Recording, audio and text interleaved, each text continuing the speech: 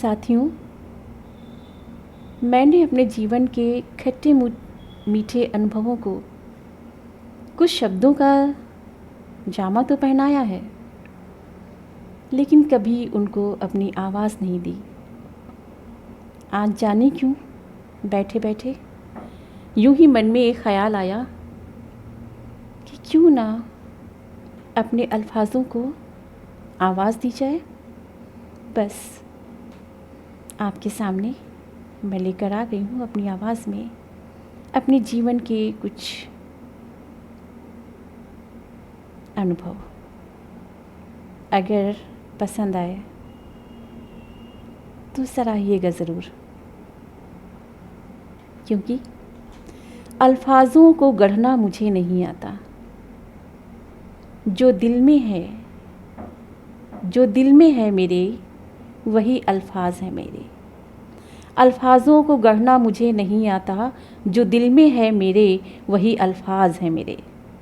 कुछ अच्छे, कुछ सच्चे, कुछ कड़वे, कुछ मीठे, कुछ भोले, कुछ नटखट।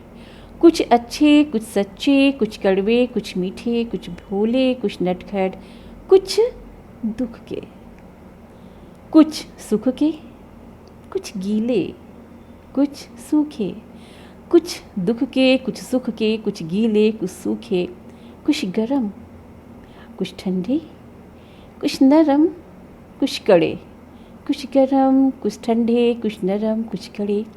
कुछ रात के, कुछ दिन के, कुछ सुबह के, कुछ शाम के। कुछ रात के, कुछ दिन के, कुछ सुबह के, कुछ शाम के। कुछ दोपहर के, कुछ सांझ के, कुछ घर के तो कुछ बाहर के।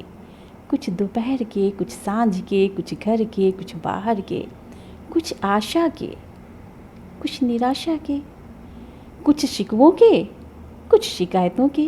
कुछ आशा के, कुछ निराशा के, कुछ शिकवों के, कुछ शिकायतों के।